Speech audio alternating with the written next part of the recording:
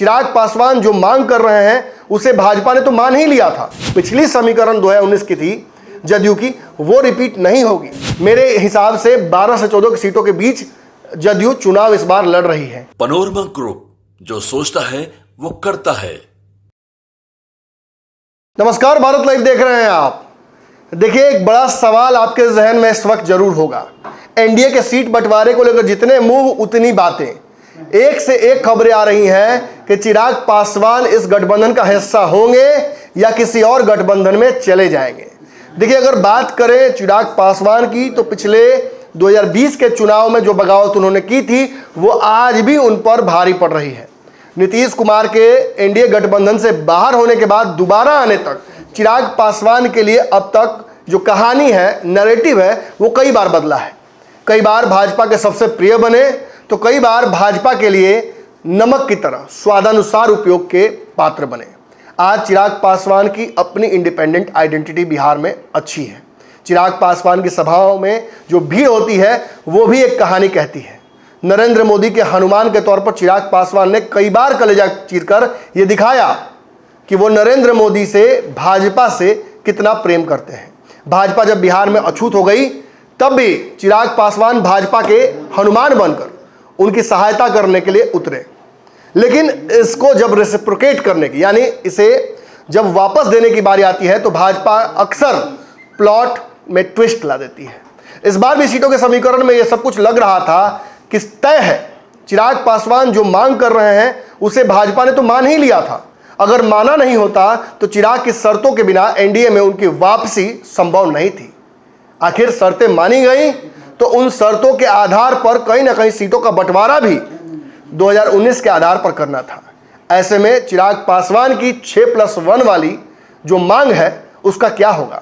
देखिए, अगर सूत्रों की बात करें तो दिल्ली में जो बैठकें चल रही हैं, चाहे एनडीए की बैठक चल रही हो या फिर एनडीए के सहयोगी दलों से 1-to-1 बात जेपी नड्डा की, इसका कोई मूल जो है कहा सकता है फैसला नहीं आ पाया है। हालांकि ये तो ऊपर ऊपर की बातें हैं, अंदर चीजें दुरुस्त नजर आ रही हैं। चिराग पासवान से जो बात भाजपा की आज से 2 साल पहले हुई थी, सीटों के समझौते पर चिराग पासवान को जिस तरीके से भाजपा ने अपने पाले में लाया था, उसमें बहुत बदलाव चिराग पासवान करने के लिए तैयार नहीं है। ऐसे में चिराग पासवान के पास 2 ही रास्ते बचते हैं। या तो वर्तमान गठबंधन में सीटें कम करके भी मन मार कर रह ले, या फिर बगावत करें। बगावत में उनका साथ देने के लिए तेजस्वी यादव और उनकी कंपनी तैयार है। 8 सीटों का ऑफर दिए जाने के साथ साथ चिराग पासवान को अपने पाले में करने के लिए भाजपा ने हर तरीके का राजद ने जो स्वांग है वो रच दिया है। चिराग पासवान यदि भाजपा को छोड़कर आते हैं तो इसका खामियाजा भाजपा को क्या भुगतना पड़ सकता है, ये आपको हमने कल समझाया था पंचनामा में। मैं 1-2 पॉइंट्स फिर रिपीट कर देता हूं। देखिए, चिराग पासवान की पॉपुलैरिटी उनके जातीय समीकरण से उठकर ऊपर तक गई थी। निश्चित तौर पर इसका एक बड़ा हिस्सा भाजपा के साथ रहने की वजह से उनके साथ आया है। लेकिन नीतीश कुमार की एनडीए में वापसी के साथ एक तगड़ी एंटी इनकम्बेंसी नीतीश कुमार के वजह से एनडीए को झेलनी पड़ सकती है कई सीटों पर, यह सर्वविदित है। सवर्णों का एक बहुत बड़ा हिस्सा जो नीतीश कुमार से नाराज था, वो भाजपा से नाराज हो रहा है इस बात को लेकर कि नीतीश कुमार को वापस क्यों लिया। और ऐसे में यदि चिराग पासवान के साथ अन्याय होता है तो कहीं ना कहीं वो जो सेंटिमेंट है वो और मैग्नीफाई होगा, यानी सवर्णों का एक बहुत बड़ा वोट नाराज हो सकता है भाजपा से। कितनी सीटों पर ये डैमेज कर पाएगा ये क्वेश्चनेबल है, ये वक्त बता सकता है। लेकिन क्या भाजपा जो राम लहर पर सवार थी, जो सभी सर्वेज में आगे चल रही थी, नीतीश कुमार को साथ लेने के लिए झुक सकती है? वो चिराग पासवान को इतनी आसानी से जाने देगी? देखिए, कल एक बहुत बड़ी बैठक हुई है, जहां एनडीए की बैठक चल रही थी, वहीं जेपी नड्डा और चिराग पासवान की बैठक हुई है। कहा जा रहा है कि संजय झा के द्वारा 17 सीटों का लिस्ट जब दिया गया जेपी नड्डा को और अमित शाह को, तब यह स्पष्ट हो गया कि अब चिराग पासवान के लिए इस गठबंधन में बहुत स्पेस नहीं बचा है। लेकिन एक बात मैं आपको लगातार बोलता चल रहा हूं दोस्तों, मैं बार बार आपको कह रहा हूं कि जो पिछली समीकरण 2019 की थी जदयू की, वो रिपीट नहीं होगी। जदयू की सीटों में ड्रास्टिक कमी आपको नजर आएगी। मेरे हिसाब से 12 से 14 सीटों के बीच जदयू चुनाव इस बार लड़ रही है। लेकिन अब दिल्ली से खबर आ रही है कि जदयू अपनी सीटें और भी कम करने के लिए राजी हो गई है। नीतीश कुमार को किस परिस्थितियों में संजय झा ने मनाया, कैसे मनाया, ये तो हमें नहीं पता, लेकिन इतना जरूर पता है कि चिराग पासवान के लिए स्पेस अकोमोडेट करने के लिए भाजपा ने जदयू की कुछ सीटें कुर्बान कर दी हैं। अगर आप नंबर जानना चाहेंगे तो मेरे पास वो नंबर भी है। बताया जा रहा है कि चिराग पासवान उपेंद्र कुशवाहा को एकोमोडेट करने के लिए जदयू की 5 सीटें कम कर दी गई हैं। इतना ही नहीं, बताया जा रहा है कि पशुपति पारस को तो सबसे बड़ा झटका लगा है, उनकी तो आधा दर्जन सीटें गायब कर दी गई हैं। यानी जितने सांसद लोजपा से बागी होकर गए थे पशुपति पारस के साथ, उनमें से किसी को दोबारा टिकट नहीं मिल रहा है। यह खबर चिराग पासवान की बैठक से नहीं आई है। दरअसल ये खबर दिल्ली के गलियारों में लगातार घूम रही है। चिराग पासवान की बैठक से जो खबर आई है वो ये आई है कि चिराग पासवान और भाजपा के बीच सीटों का समीकरण बन चुका है। आज शाम में पंचनामा में मैं आपको एग्जैक्ट बताने वाला हूं कि कितनी सीटों पर चिराग पासवान की बात हो गई है। लेकिन तब तक इतना जरूर आपको एहसास करा दूं कि जो राजू तिवारी ने पटना में प्रेस कॉन्फ्रेंस करके दावा किया था कि 6+1 सीटों का समीकरण उनका था और उन्हें वही वापस चाहिए। उन्हें ना तो जदयू की कोई सीट चाहिए, ना भाजपा से कोई कुर्बानी चाहिए, ना किसी और घटक दल की कोई सीट काटने की आवश्यकता भाजपा को है। भाजपा लोजपा की 2020-19 वाली समीकरण जो सीटों की थी उसे वापस रिपीट कर दे, यानी 6+1 का फॉर्मूला जो है वो दिया जाए पुनः चिराग पासवान को। इसके लिए लोजपा लगातार प्रयास कर रही है। अब कल की बैठक में चिराग पासवान ने यही 6+1 सीटों का लिस्ट थमा दिया जेपी नड्डा के हाथ में। रिजल्ट क्या निकला इस बारे में मैं आपको पंचनामा में बताऊंगा, लेकिन उससे पहले इतना जरूर बता दूं कि पशुपति पारस की जो सीटें थीं उन सीटों को भाजपा ने पूरी तरीके से समाप्त कर दिया है। अब जो स्पेस है पशुपति पारस के लिए इस गठबंधन में वो लोकसभा चुनाव से होता हुआ नहीं गुजरता है। खबर आ रही है कि प्रिंस पासवान को समस्तीपुर की जगह कहीं और लड़ाने की जो बात कही जा रही थी उस पर रजामंदी नहीं बन पाई है। प्रिंस पासवान को आगे चल के विधानसभा का चुनाव लड़ाने की बात चल रही है।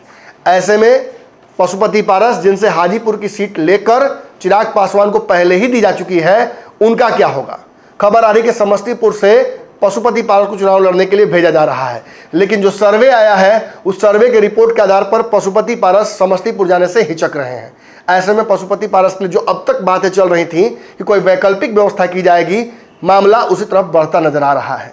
रही बात बाकी सांसदों की, तो लगभग सभी सांसद जो एक बड़ी टूट हुई थी उसकी वजह से पशुपति पारस के साथ गए थे। इनमें से किसी के लिए भी सीट मांगने के लिए पशुपति पारस और नहीं रहे हैं। इनमें से ज़्यादातर पर पशुपति पारस का विश्वास उठ चुका है। कईयों की टिकट काट दी जा चुकी है, तो जिसकी टिकट वापस मिल रही है उसके लिए पैरोकारी पशुपति पारस नहीं बल्कि भाजपा कर रही है, अपनी सीट पर कर रही है।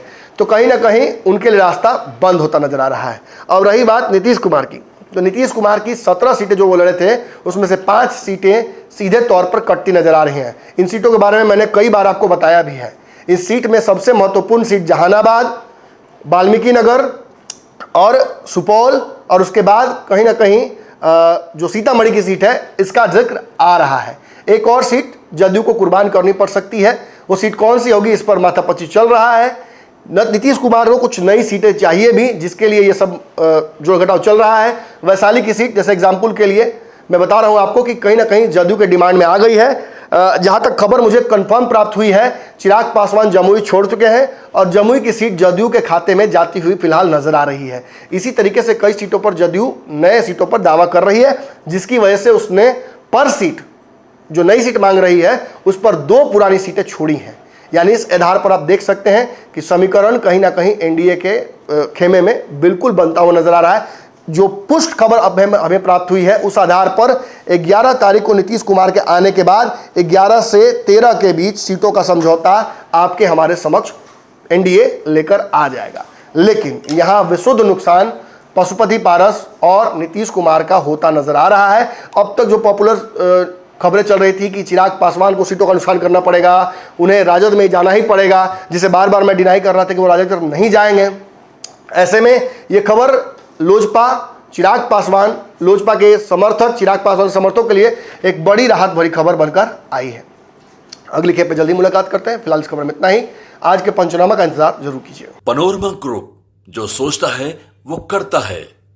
अगर ये वीडियो पसंद आई और वह बिहार के राजनीति और बिहारियत से सरोकार रखेनी तो सब्सक्राइब बटन दबा के चैनल के सब्सक्राइब कर ली। ओजे एगो घंटी बा, ओकरा बटन दबा देला से कुल सटीक और मारक खबर रुआ मुफ्त में मिल जाई।